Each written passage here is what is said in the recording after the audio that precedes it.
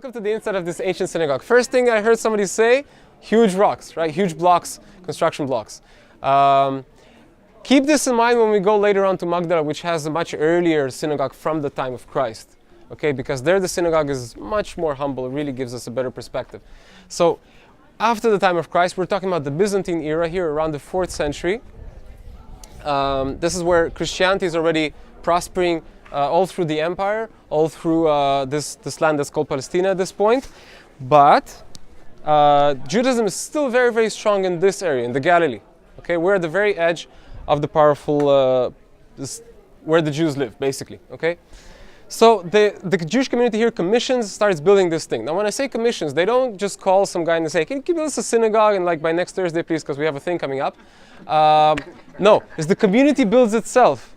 By itself, for itself, okay? Now keep in mind, if we're talking about a big church at the same time, there's a hierarchy, there's a bishop, there's all this organization, basically an international organization, when the church becomes legal, that helps Christians around the different towns build churches. Doesn't have the same thing in the Jewish world. If a Jewish town of Capernaum wants to build a synagogue, they have to collect the money themselves, and that's it. They build it probably also themselves, okay? Which means that as we go around Israel and we see ancient synagogues, the size and splendor of the synagogue kind of gives us a tip on how powerful the community was, how much money and resources they could gather. Now, one of the archaeologists, he sat down and did the math. He said, okay, it takes about so many hours to chisel one stone, so many hours to put the stone in place, etc., etc., etc. How many man hours does it take? How many people live in a town like this? And he came to a rough estimate as to how long does it take to build a synagogue like this with the power of the community. You want to guess? Look around you. How long does it take? 1 year. We have Benji with 1 year. Other estimates?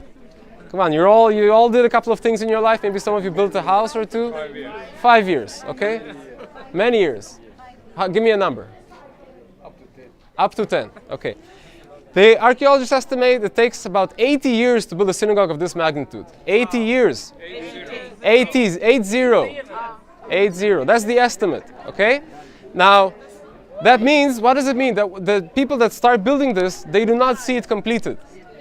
Which, if you want to go biblical, and why not, is kind of like the people of Israel leaving Egypt, leaving slavery and not being able to see the promised land. Okay?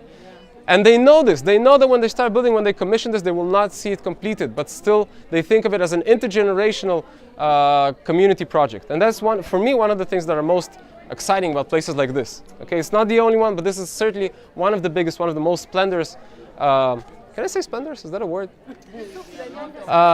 Synagogues of that time. I'm just making up words when I talk. Anyway, so we have this. Now, let's also ask you, I already told you I'm a buff of stones. I like stones, right? So, we saw the black stones underneath, the basalt stones, right? Okay, does anybody recognize this kind of stone? It's not rare or anything. Pillar. Yeah, pillar, but which kind of rock is it? It's a chalk or limestone, okay? Now, limestone is a very common rock in Israel. Okay, as we drive around, it's the most common rock in the Galilee, but, this is a big but, not in this particular area, not in this immediate area. This immediate area, basalt is the rock that we have to work with, okay?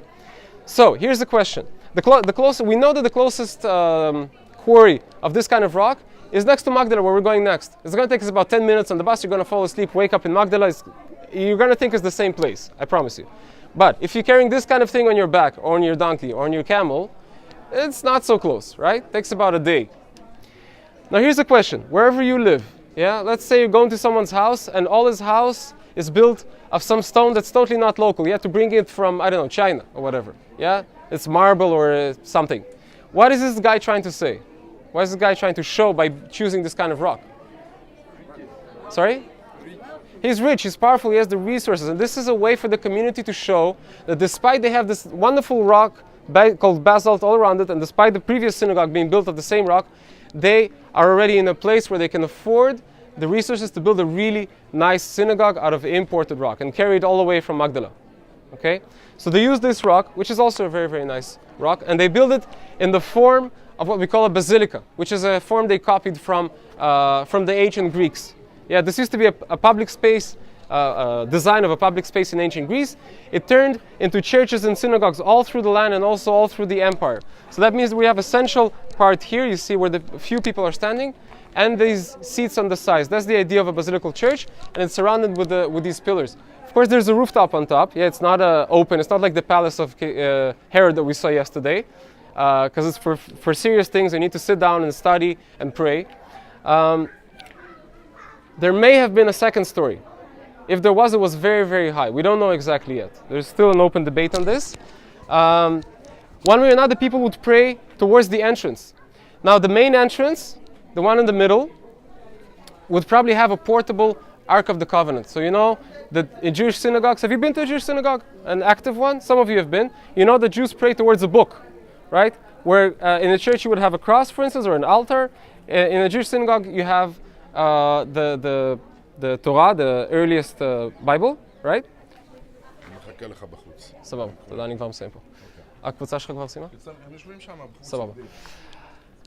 So, there's a scroll with the most important part of the Bible for Jews, and it's housed in this beautiful ark, and it was maybe on wheels, so they wheel it in and out. We'll talk later about why do we think it was on wheels. Point is, it was there at the entrance. They would close the entrance, put this ark, and everybody would pray towards that. Now here's the question. Let's say prayer is at 10 a.m. on Shabbat, yeah? And everybody comes in at 9:30, 9:40, you're running a bit late. You see you're coming at 10 minutes. And you have to enter, and everybody's already facing towards the direction of the prayer. Everybody's already praying, yeah? And so how do you feel if you enter and the whole crowd, community is looking at you, right? So you don't feel so good, right? So there's a kind of an open question. Why did they do it? Why did they build it like this? So everybody who enter from the direction of prayer. There is a back exit also, but we think that most people came in from there. And one of the ideas that I really like, it's not proven, but one of the ideas I really like is that it's a way to force people to be on time. So to kind of make them think that the community is going to watch them. It's an idea, I can't say it for certain, but I like this idea.